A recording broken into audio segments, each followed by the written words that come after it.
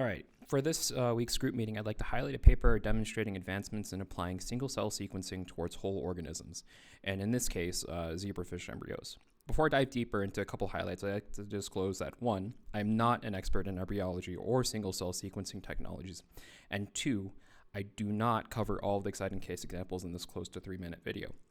However, from my perspective as a protein engineer, this paper does highlight recent advancements in single-cell sequencing technologies, which are becoming more accessible to our work, especially in the context of evaluating in vivo effects of engineered proteins in a relatively high throughput manner.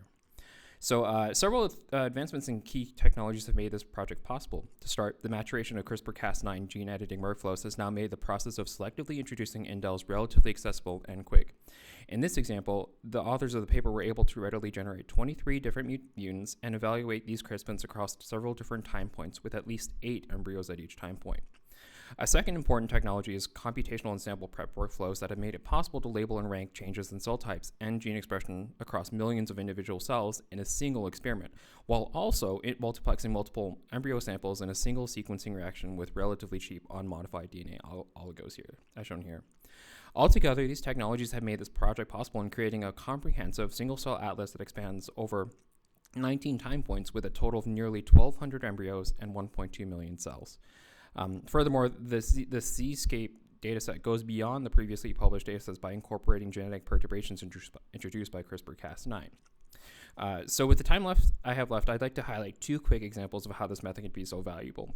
In this snippet of Figure 2, the authors found evidence to suggest cooperative control of the transcription factors mesogen 1, TBOX16, and TBOX6L on the differentiation of neuromesodermal progenitor cells, or NMPs, into mesodermal progenitor cells, MPCs, and spinal cord progenitors, PSCPs. And finally, the authors demonstrated how cranial sensory neurons, a rare cell type that constitutes less than 1% of cells in the embryo, can be further subclassified into the placoidal origins or neural function.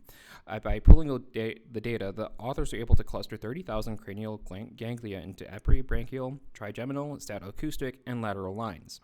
Furthermore, based on differential gene expression, the authors were able to determine subcell type specific markers, as shown here. And that's about the time I have left. Otherwise, I highly recommend reading through this paper if it sounds interesting to you. There are also similar articles highlighting the development of multimodal single-cell analysis, which would, for example, allow researchers to couple transcriptomics with proteomics or even chromatin accessibility. So, thanks.